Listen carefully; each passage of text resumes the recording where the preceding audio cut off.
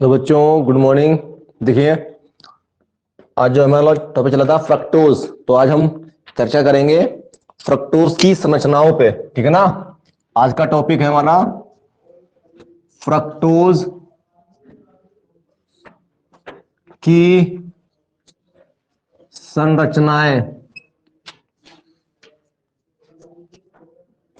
Fructose की संरचनाएं, इस पे चर्चा करेंगे बेटा हम लोग। ठीक है, फ्रक्टोज की संरचनाएं हेडिंग डाल लीजिए, फ्रक्टोज की संरचनाएं।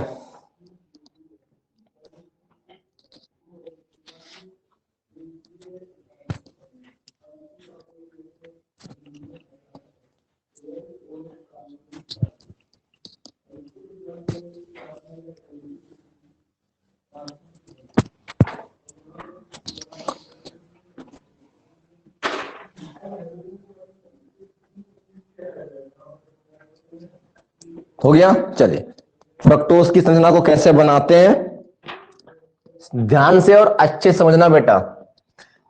सबसे पहले आपको बताया था फ्रक्टोज का जो अणुसूत्र है बेटा, वो ग्लूकोज के अणुसूत्र के जैसा है, या बिल्कुल वैसे ही बिल्कुल समान है, ऐसा C6H12O6। ठीक है ना। इसके बाद में ग्लूकोज में जो क्रियात्मक समूह होता है, समूह जो होते हैं वो होता है OH और CO, कीटोन समूह। ठीक है। तो यहां पर हमारे पास एल्डिहाइड नहीं है, कीटोन है। और कीटोन की खासियत होती है कभी भी ये पहले कार्बन नंबर पे नहीं जुड़ सकता, हमेशा या तो 2 पर होगा या 3 पे होगा या 4 पे होगा या 5 पे, किसी पर भी होगा, लेकिन पहले नंबर पे नहीं हो सकता क्योंकि इसकी वैलेंसी नहीं पूरी होगी। तो ये हमेशा दूसरे नंबर पे रहता है इस ग्लूकोज फ्रक्टोज में। ग्लूकोज में CHO जो समूह था, CHO जो समूह था वो पहले नंबर पे था, ये पहले नंबर पे लग सकता है, जबकि ये पहले नंबर पे नहीं लग सकता, दूसरे नंबर पे लगेगा। मतलब C6H12O6 में से एक कार्बन और एक ऑक्सीजन मतलब चले गए, तो बचे 5 कार्बन और 5 ऑक्सीजन। ये अब देखिए 5 बचे हैं, एक ऊपर हो गया, 2 हो गया, तीसरा ये हो गया, 2 ये हो गया, तीसरा देखिए यहां हो गया, चौथा ये हो गया, पांचवा ये हो गया, और छठा जो नजारा लास्ट में क्या होता है, लास्ट में और पहले नंबर पर दोनों पर सेम रहेगा। ठीक है। बाकी याद है ना मैंने क्या बताया था, 1 2 3 3 नंबर वाले को छोड़कर बाकी हर जगह राइट में OH रहेगा, लेफ्ट में H, राइट में OH, लेफ्ट में H, और तीसरे वाले नंबर पर OH लेफ्ट में और H राइट में। ये शायद आपको क्लियर हो गया होगा जब मैंने आपको ग्लूकोज का स्ट्रक्चर पढ़ाया था। क्लियर है ना, ये मैंने आपको समझा दिया था। तो ये है आपका फ्रक्टोज,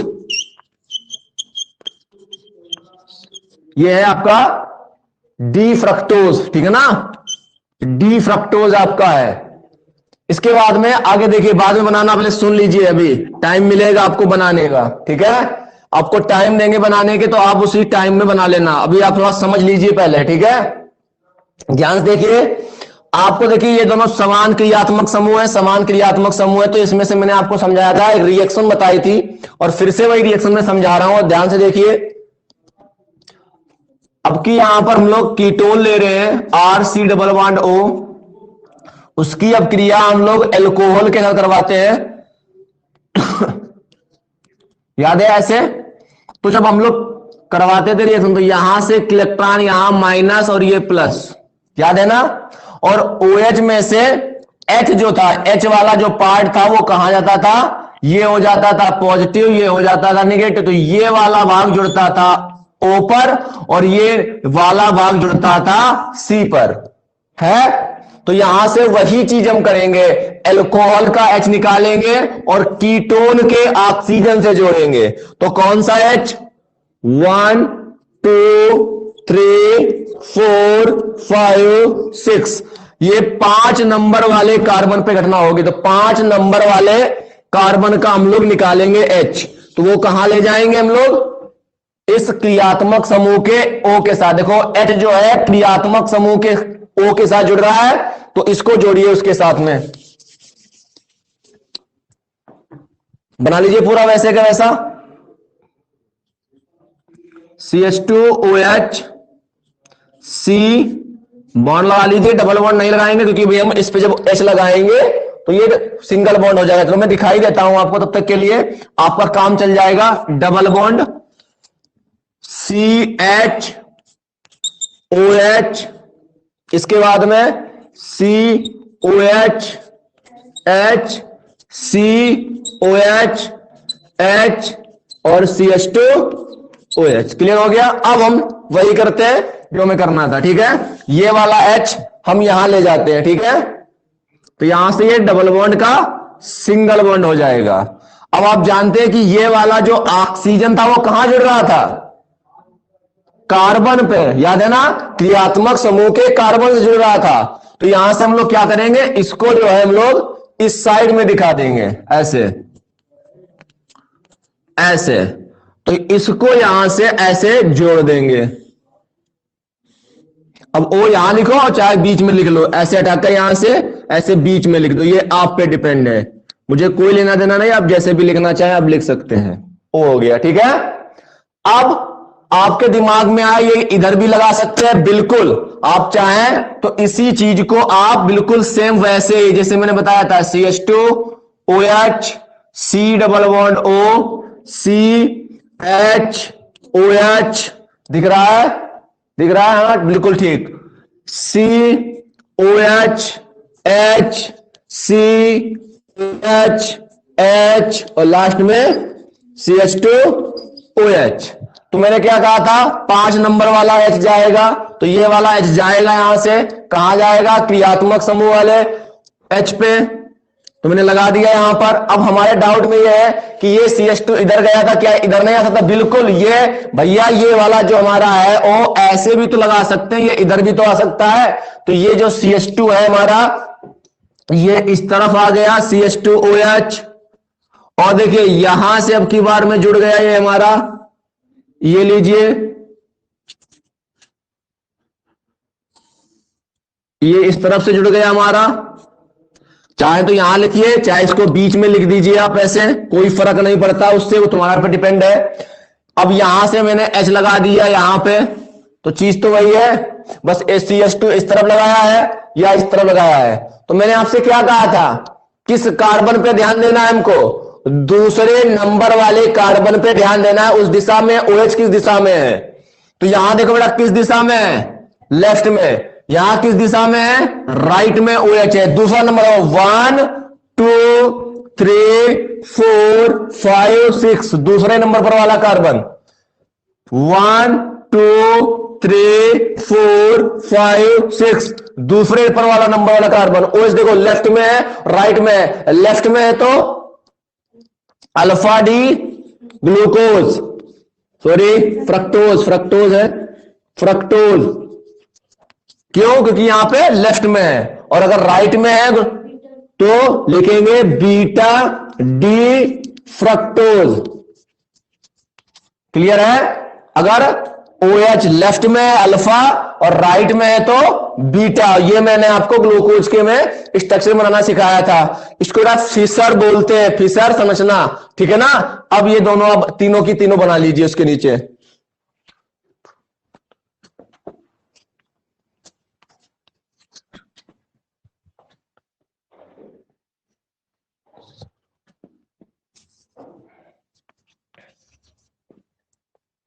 दिख नहीं रहा है, चलो कोई बात नहीं है, यहां लिख देता हूं मैं,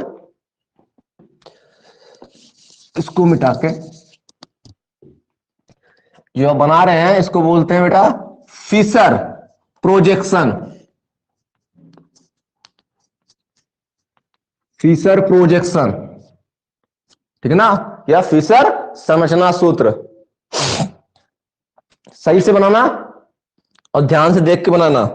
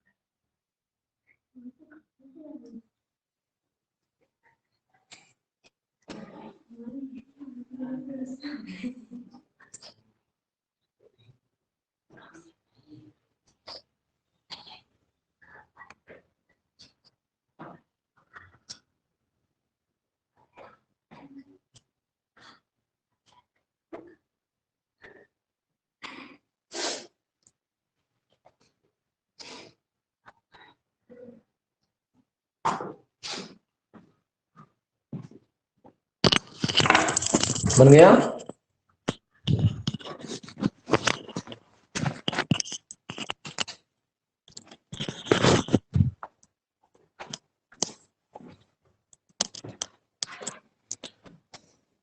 बन गया।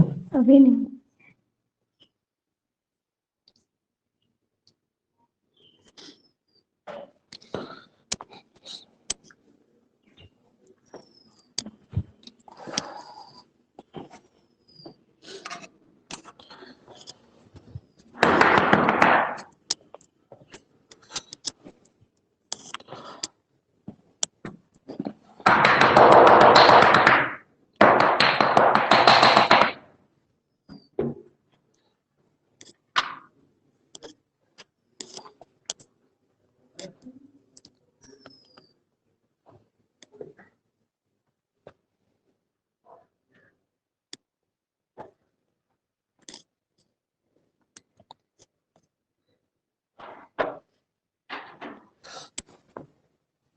एक मिनट रुक जाइए बेटा। ये राइट में है तो उसके लिए बीटा लिखते थे। बीटा नहीं नहीं नहीं, लेफ्ट के लिए बीटा, ठीक है। थोड़ा कंफ्यूजन हो गया इस तरफ देखा, ये ओ एच बीटा, ये बीटा रहेगा, ठीक है।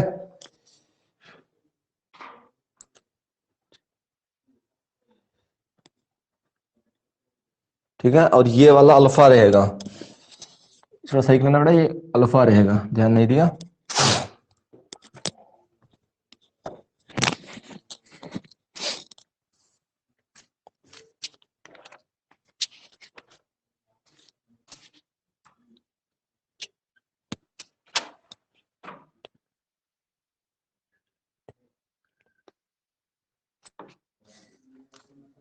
सही करना, ये बेटा सही करना बेटा।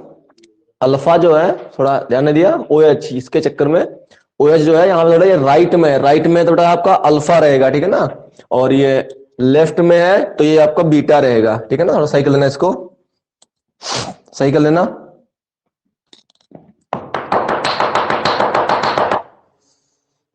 हो गया।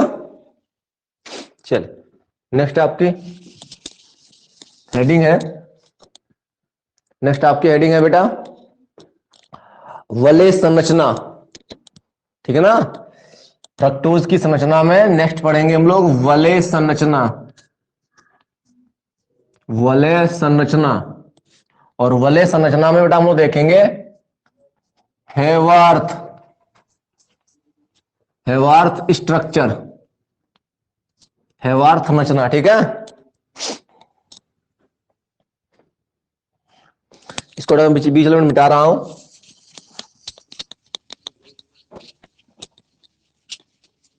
ठीक है। ध्यान से देखिए और समझिए इसको।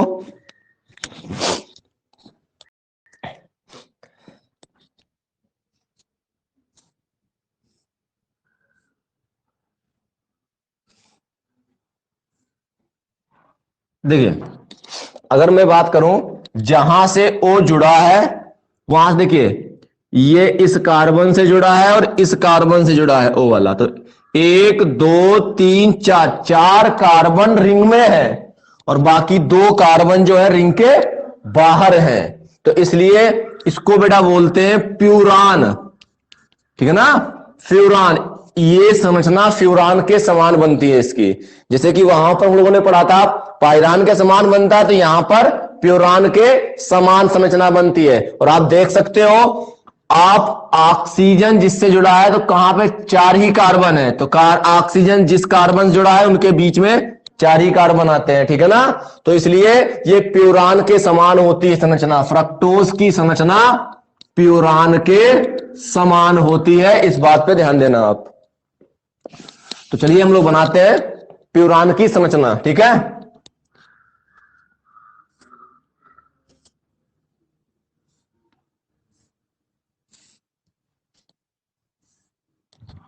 हो गया। थोड़ा बड़ा कर लेना जिससे कि आपको ये बनाने में समस्या ना हो। थोड़ा मैं बड़ा बना देता हूं।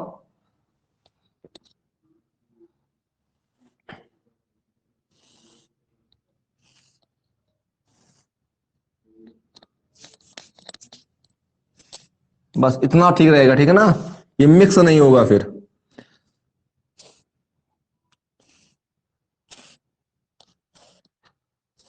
हो गया। चलिए, नंबर एक आपको बताना है कहां से करना है हमको। ये देखिए, ये नंबर एक है, ये नंबर दो है, ये नंबर तीन है, ये चार है, ये पांच है, ये छह है, ठीक है ना। तो हमको जो है यहां से चलना है, ठीक है।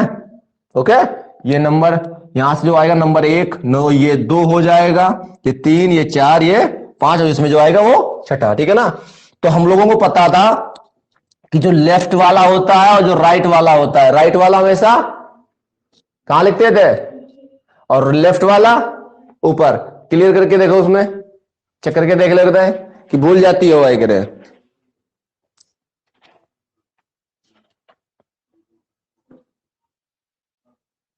राइट वाला कहां लिखना है, राइट वाला नीचे और लेफ्ट वाला ऊपर। देख लिया, क्लियर है ना। चलिए, तो अब आपको इसका बनाना है या उसका बनाना है, चेक कर लीजिए।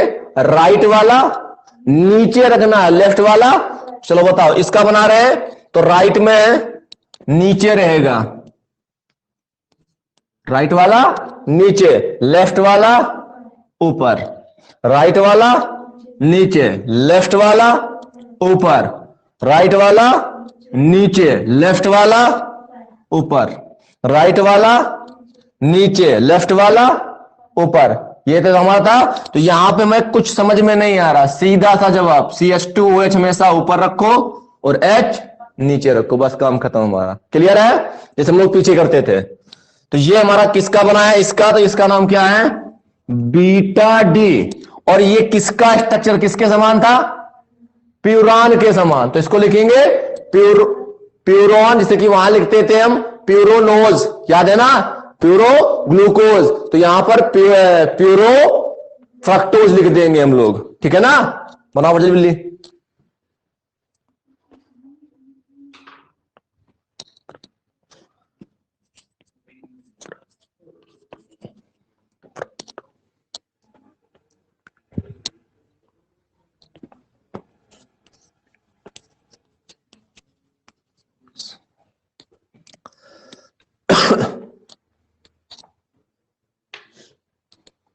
इसका बना दिया, उसका अपने आप बना लेना। क्या बनाते हैं उसको मिटा के।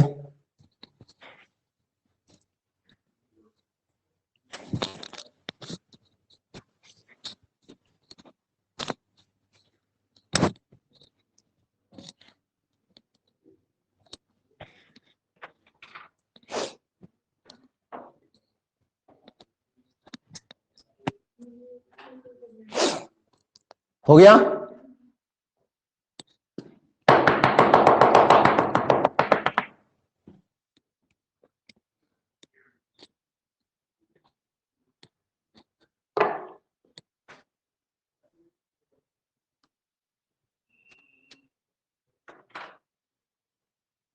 चलिए ओके, देखिए आगे मिटा दे इसको।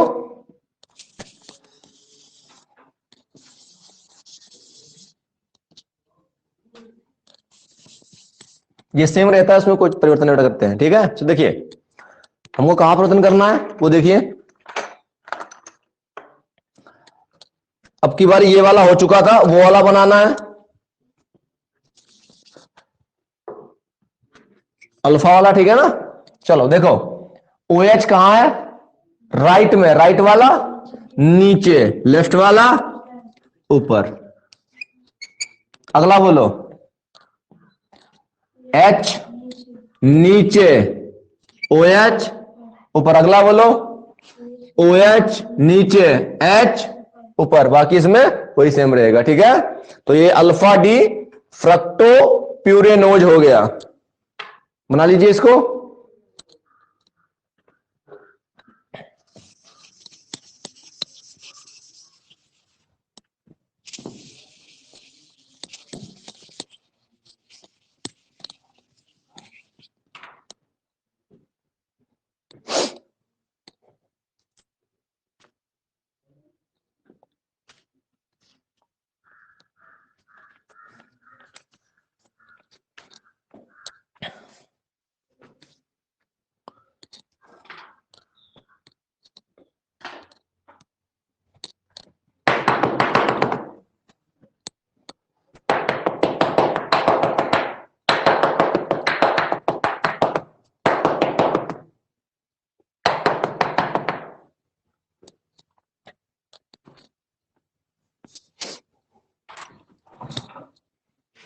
हो गया।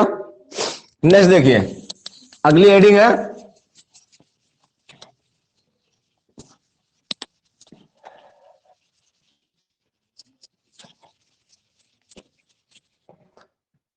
इसके बाद बेटा जो हेडिंगें थी वो आपके सिलेबस में नहीं है, ठीक है ना, वो आपके कोर्स में नहीं है, जो कोर्स कम हुआ उसके बाद में वो आपके सिलेबस में नहीं है। तो अगला जो बेटा इसका लेसन आता है आपका प्रोटीन,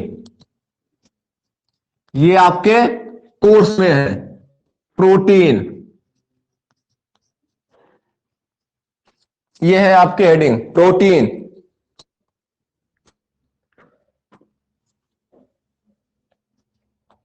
प्रोटीन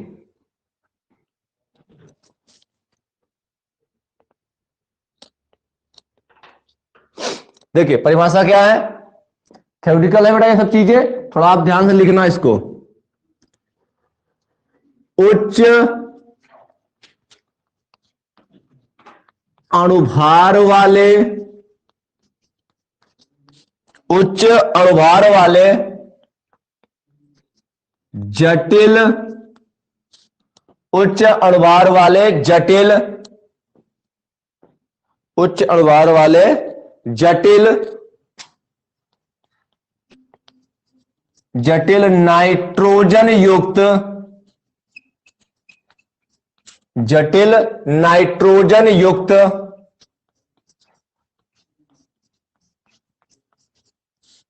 कार्बनिक यौगिकों, उच्च अणुभार वाले जटिल नाइट्रोजन युक्त कार्बनिक यौगिकों को, यौगिकों को प्रोटीन कहते हैं, प्रोटीन कहते हैं।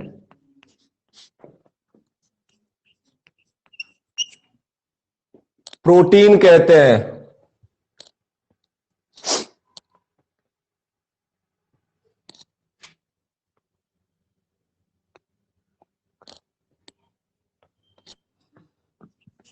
आगे लिखिए प्रोटीन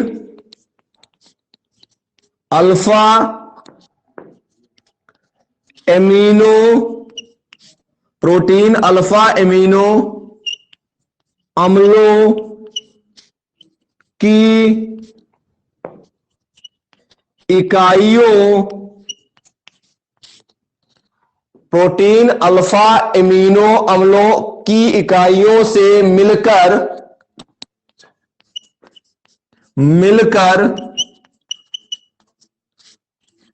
बनने वाला बहुलक, बनने वाला बहुलक होता है। इनकी चर्चा, अमीनो अम्लों की चर्चा बेटा अभी हम आगे करेंगे, ठीक है ना।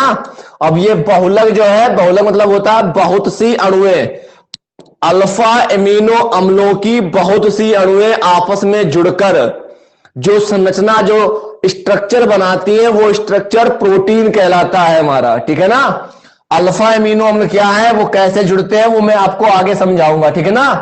तो आप लिख लीजिए थोड़ा इसको, होता है, इसके आगे लिखिए अल्फा एमिनो अम्ल, अल्फा एमिनो अम्ल आपस में, अल्फा एमिनो अम्ल आपस में पेप्टाइड, आपस में पेप्टाइड बंध द्वारा जुड़े होते हैं, पेप्टाइड बंध द्वारा जुड़े होते हैं।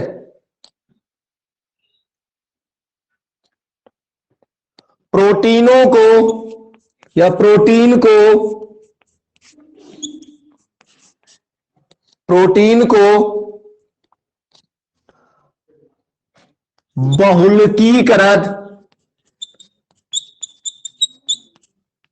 बहुलकीकृत एमिनो अम्ल,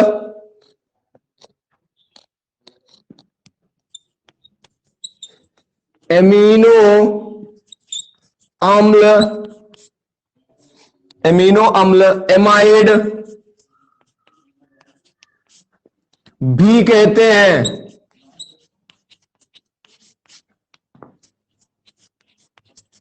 भी कहते हैं, भी कहते हैं।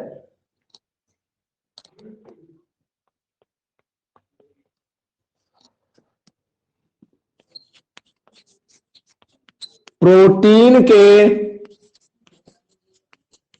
मुख्य स्रोत,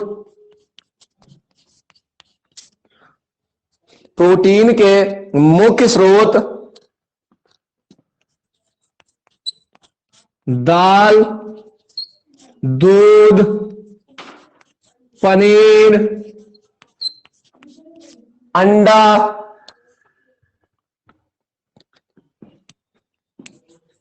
मांस, मछली आदि हैं।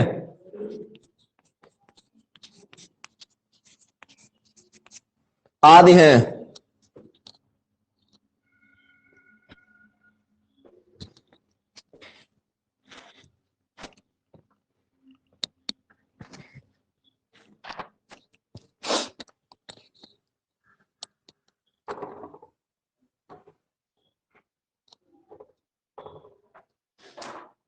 आदि हैं।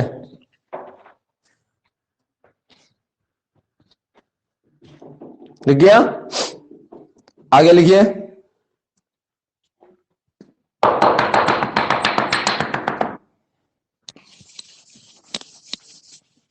अभी सी के नीचे लिखना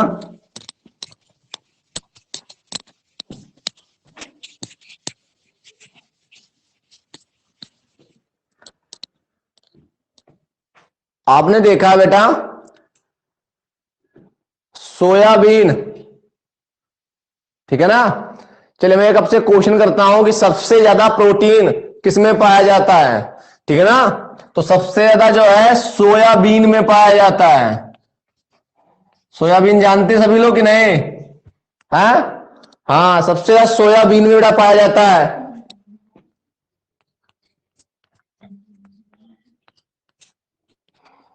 चाउमीन खाइए ना, उस चाउमीन में गोल गोल सी वो पड़ी होती है, उसको सोयाबीन बोलते हैं, ठीक है ना। हाँ, तो इसमें जो बेटा आपका सोयाबीन है, सोयाबीन बेटा 54% पाया जाता है। 54% प्रोटीन पाया जाता है बेटा। सोयाबीन की दाल में 54% जो है आपका प्रोटीन पाया जाता है। ओके बेटा।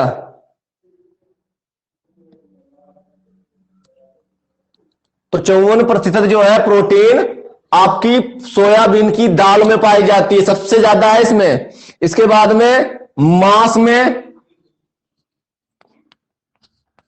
मांस में जो बेटा है आपका वो पाया जाता है 22%।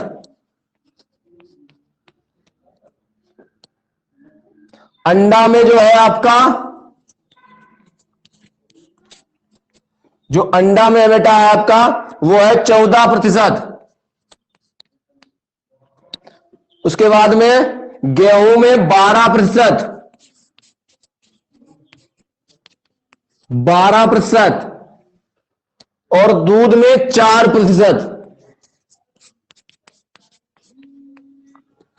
सबसे कम दूध में पाया जाता है आपका, सबसे कम आपका दूध में पाया जाता है। नोट कर लीजिए इसको।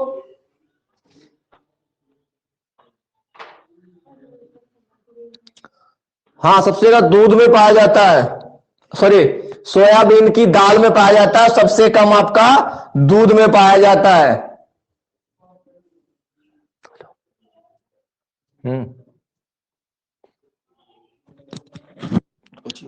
स्कूल स्कूल यहाँ निकल। हाँ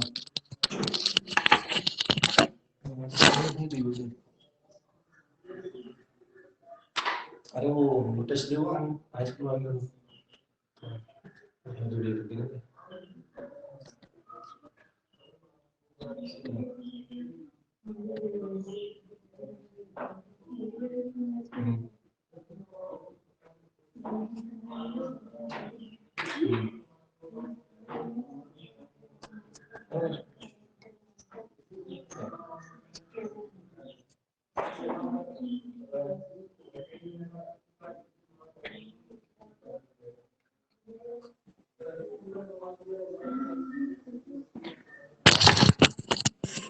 आगे देखिए,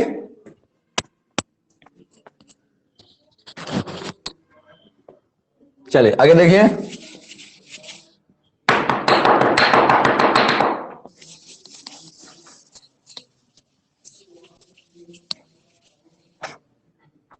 आगे चल करते हैं बेटा हम लोग। इसके बाद में लिखिए, नीचे लिखिए लाइन और लिख लीजिए इसमें, प्रोटीन, सबसे लास्ट में लाइन लीजिए, प्रोटीन जीवन की वृद्धि एवं पोषण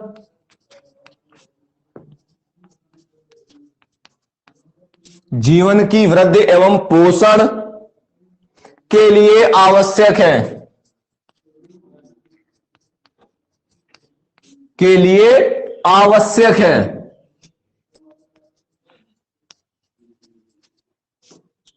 के लिए आवश्यक है। नोट कर लीजिए, के लिए आवश्यक है।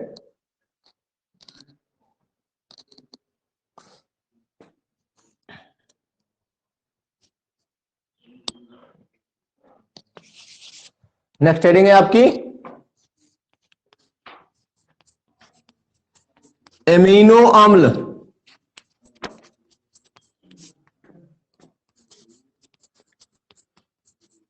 एमिनो एसिड, एमिनो एसिड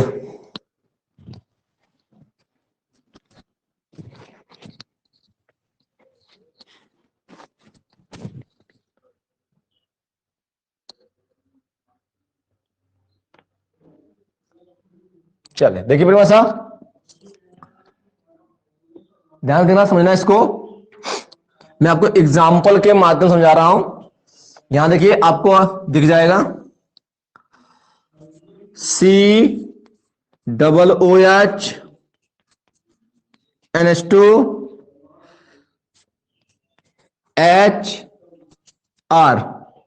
इसको कहा जाता है एमिनो एसिड। तो ये कार्बनिक यौगिक है और इसमें NH2 समूह भी है और COOH समूह भी है।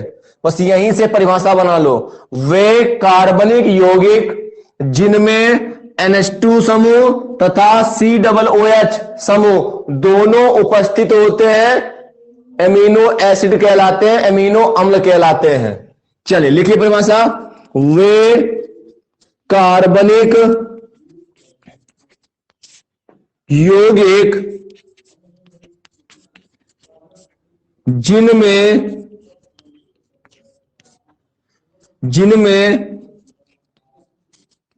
एमिनो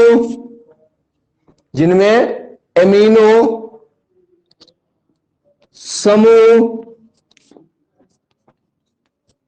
NH2 ब्रैकेट के अंदर तथा कार्बोक्सिलिक एवं कार्बोक्सिलिक समूह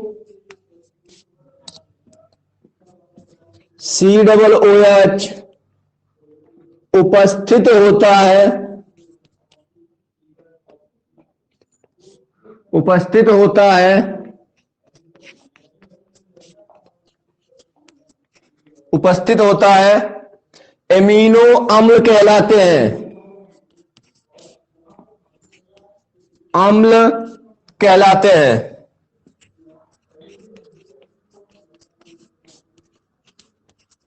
इसका सामान्य सूत्र,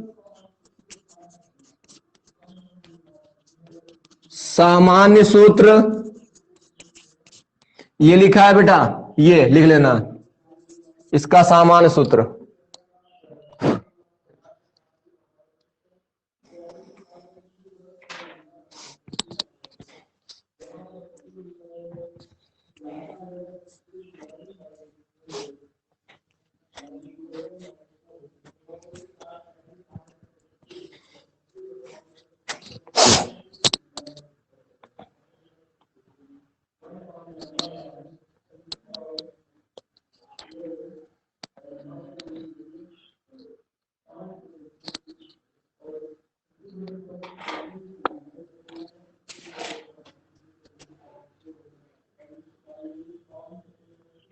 हो गया। अब देखिए बेटा, इसमें जो बेटा ये आपका आर लगा है, ये आर बराबर क्या क्या हो सकता है और एमिनो अम्लों को कैसे प्रदर्शित किया जाता है, उनका नाम हम क्या है, तो उसके लिए मैं एक लिस्ट बना रहा हूं। ठीक है, तो आप भी साथ में बना लेना, पूरी लिस्ट बना लेना। ठीक है, और साथ में आओ क्योंकि मुझे मिटाना भी पड़ेगा, बहुत है और वो याद भी होना चाहिए। बायोलॉजी और केमिस्ट्री दोनों में काम करेंगे वो, तो इसमें बता दे रहा हूं, याद होने चाहिए, आपको याद कर लेना। ठीक है, चलिए देखिए, जो मैं बना रहा हूं आप वैसे ही आप सारणी बना लेना।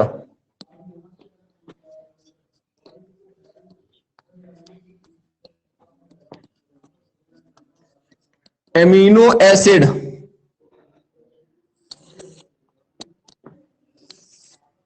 एमिनो एसिड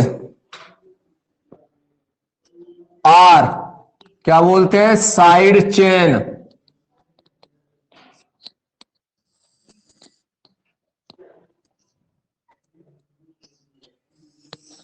जो जितनी बड़ी बना रहा हूं वैसे ही बनाना।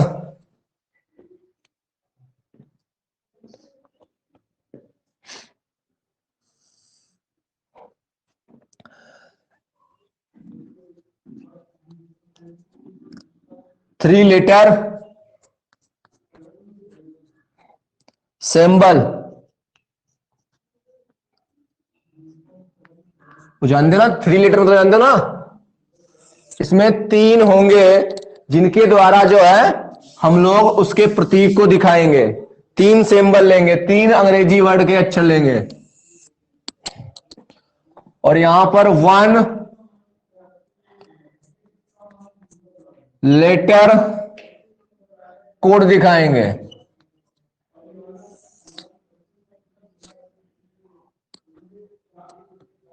ठीक है, चलिए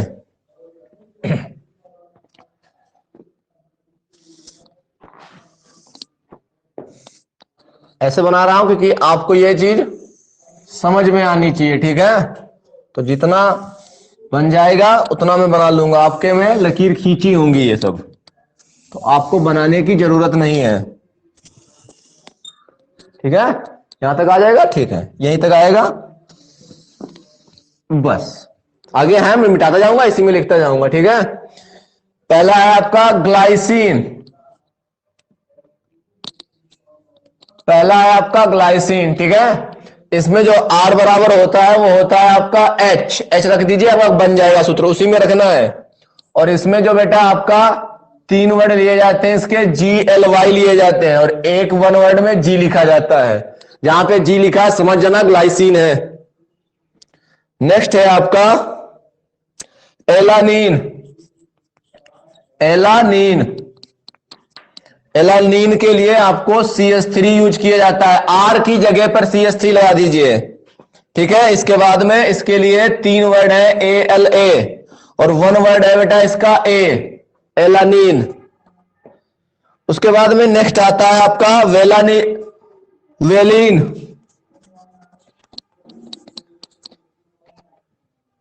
वेलिन, इसका होता है बेटा CH3 का होल ट्वाइस CH और इसके लिए यूज करते हैं VAL और यहां पर वन वर्ड में जो है V।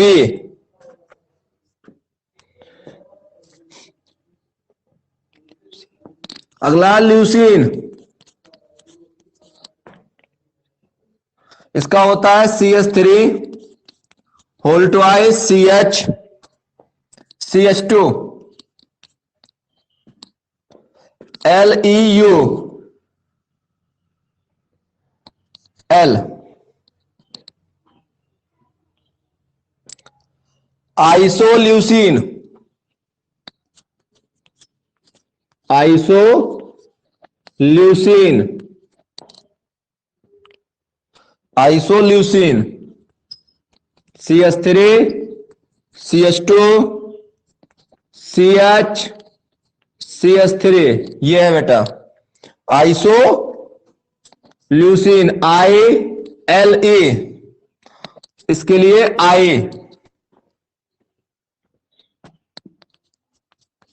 NH,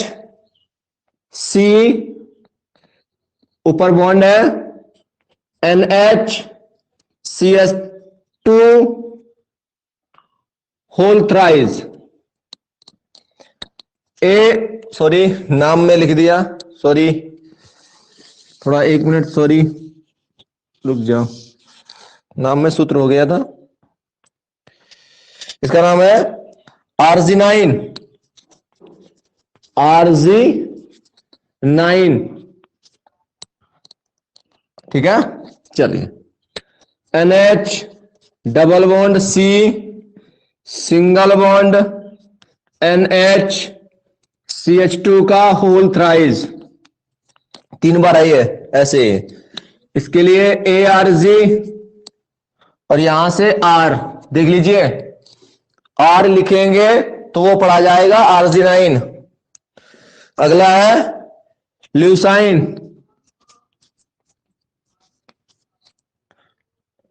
NH2 single bond CH2 का होल 4 है, LYS, और इसके लिए K यूज किया जाता है। हो गया, जो लिखते जाएंगे वो मिटाता जाऊंगा।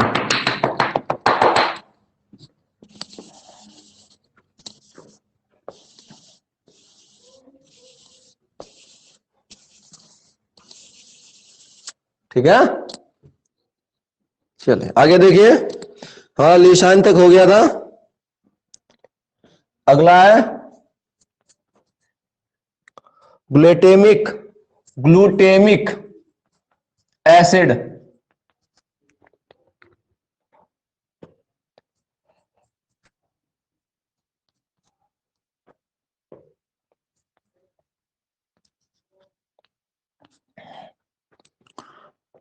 इसके लिए आपको बेटा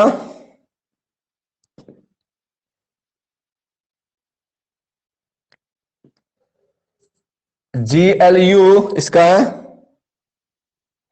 और यहां बेटा आपका है E। इसके बाद में aspartic, aspartic acid, aspartic acid,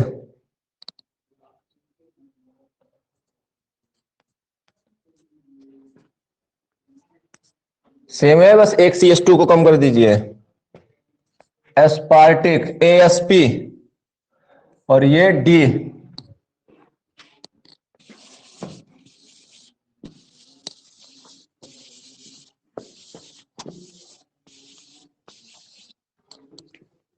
आगे देखिए।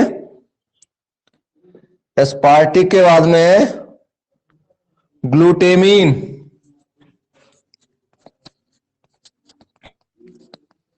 ग्लूटेमीन, NH2 C double bond O, CH2, CH2, GLN, और इसके लिए Q। अगला है एस्पार्जिन, एस्पार्जिन,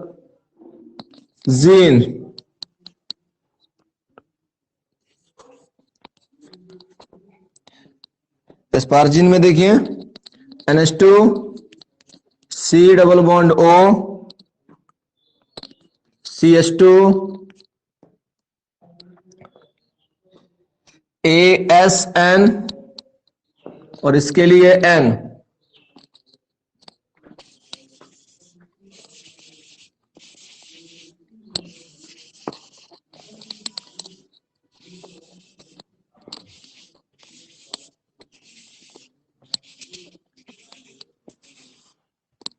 चलिए आगे देखिए, अगला है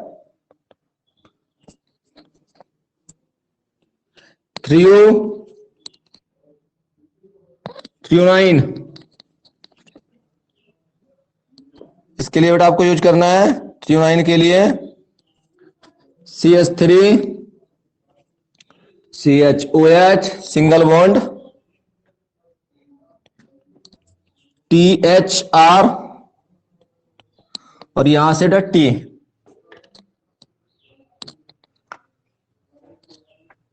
नेक्स्ट है आपका सीरीन।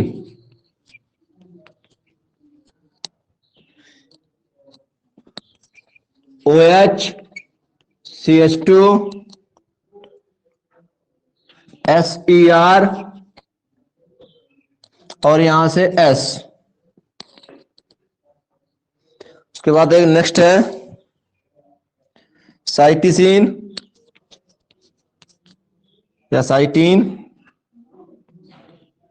या सिस्टीन, जो भी पढ़ना चाहें आप, इसको जो भी पढ़ लें आप। HS CH2, ये बॉन्ड का मतलब कि इधर से जुड़ेगा, आर की चेन जो होती है, ठीक है। THR और सॉरी THR नहीं है, साइटिसिन था आपका, CYS था ये, और इसके लिए C होता है।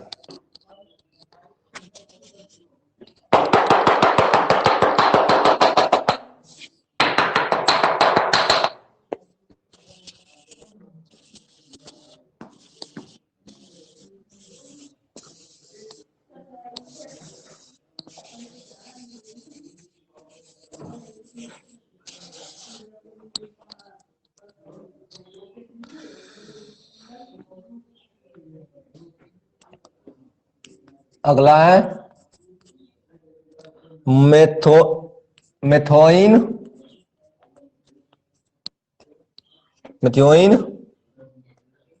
CH3S CH2 ये है आपका, और इसके लिए MET है और यहां बेटा आपका M है। फिनाल एलानीन, फेनिल या phenyl, aniline alanine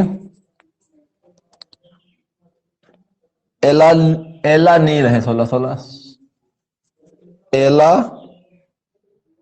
phenyl alanine है, एलानीन। C6H5CH2 PHE और यहां पर F।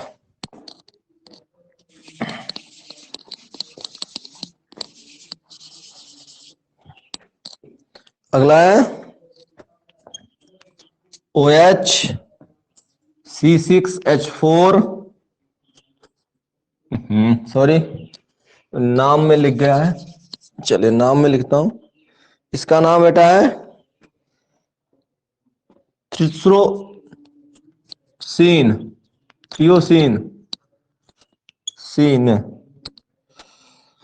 OH C6H5CH2। जो ये OH लगाता है ये पैरा पे लगा होता है, TYR और यहां पर Y। इसके जो बेटा बचे हैं वो अपने आप लिख लेना, ठीक है। इसके जो बचे हुए हैं वो अपने आप लिख लेना, ये इसके आगे के अपने आप लिख लेना, ठीक है। तब तक के लिए धन्यवाद।